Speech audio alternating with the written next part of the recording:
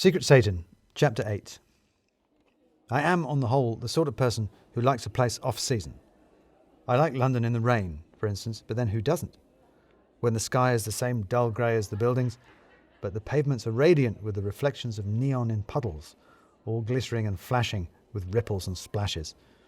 The percussion of rain on umbrellas. The crescendo cymbal hiss of traffic on wet asphalt. The dark, deserted back streets and the glowing pub windows stuffed full of life.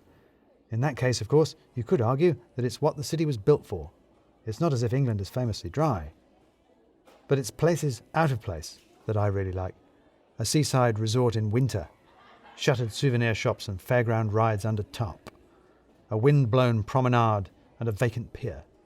Dramatic storm waves breaking over the bus shelter, inside which bedraggled seagulls huddle, wondering where all the chips went. Abandoned and purposeless, it has a disconsolate romanticism to it.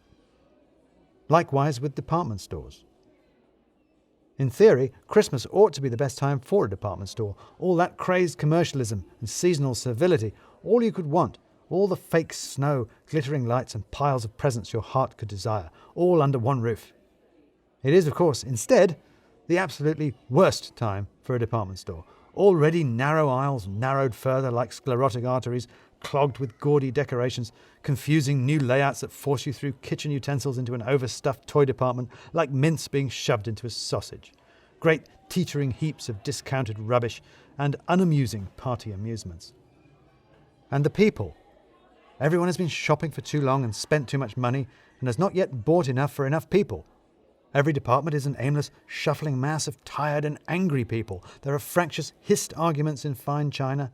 Someone loudly fulfilling the implication of the department called menswear.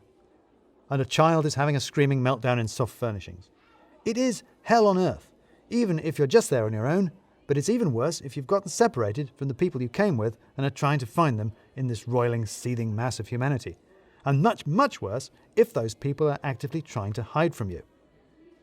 I would put it down to my skill as a detective that I eventually found Ned and Edie again, but it was in fact simply because it was lunchtime. It was lunchtime and I was hungry, so I went to the food hall, and because it was lunchtime and they were hungry, there were Ned and Edie. They were down one end of the ramen bar, trying to be inconspicuous, which is not an easy thing to do when you're perched on a stool trying to eat soup with chopsticks. But they were both bent low over their bowls, their heads together, deep in each other's company and their noodles. If there was one thing they were talking about, I suspected it definitely wasn't what to buy Edie's husband for Christmas. I decided I would go to Pret on the way back to the office. It was December now, and I could allow myself a Christmas baguette. I was still thinking about them when I got to the office kitchen, Pret paper bag in hand. I was thinking specifically about Ned and his Secret Satan present. He had got a very nice pen. A pen that I remember thinking at the time almost certainly contravened the spending limits on Secret Satan spending. Exactly the kind of very nice pen that he had been fingering so longingly in Selfridge's stationery department. He had got, in fact, as a Secret Satan present, exactly what he would have wanted, which is not only unlikely for a Secret Santa present, but entirely goes against the spirit of the thing. The whole point of Secret Santa is that it not only cuts the cost of buying presents for a whole office, it also helps escape the challenge of trying to buy a present for someone you only know at work. You only know their office persona, the way they take their tea, and what they call their Excel documents. You don't really know them well enough to buy them a good present. More importantly, the anonymity of Secret Santa is virtually permission to buy a terrible present instead. Something insulting, something funny, an office in-joke. Something that will get a laugh at the present opening party. A little pewter statuette of a demon Father Christmas, for instance. Getting an actually good, enjoyable present was a sure sign that whoever had bought it really, genuinely knew you and, more importantly, liked you. I went to make myself a cup of tea and discovered two interesting things. Two apparently frivolous, but nonetheless interesting things that then made me realize two big and possibly important things. The first thing that I discovered was that my mug wasn't there.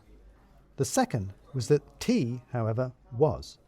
The mug thing seemed less important at the time, but was to turn out to be much more consequential, while the tea thing really stood out in the moment. The mug thing was simply that I had left it in the meeting room I had been in last night.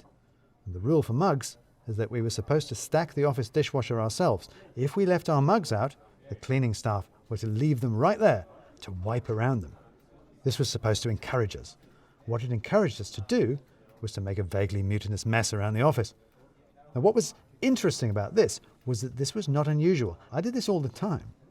What it reminded me of, however, is that the morning of the Christmas party the previous week, I had come in to find my mug on my desk, not just casually left there from the previous night, but instead washed, dried, and put back clean on my desk, a thing that was not supposed to happen.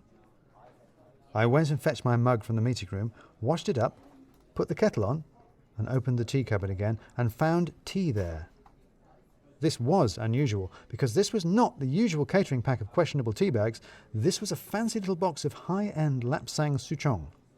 More specifically, a Selfridge's fancy little box of high-end Lapsang Souchong, the self-same tea that had been given to Lem Pointer as a secret Satan present. If the pen Ned got was an unlikely Secret Santa gift, Lem's present was the epitome of one, absolutely thoughtless. Entirely the wrong thing, bought entirely with no thought beyond that purchasing of something, anything, under the spending limit. A present bought by someone who had expended no consideration or conscious effort on the decision, but had just bought the first thing they'd seen in the first shop they'd thought of. Ned, who always shopped at Selfridge's, and of whom Edie Letterby seemed unaccountably fond, had got exactly what he wanted and had bought someone else exactly what they didn't.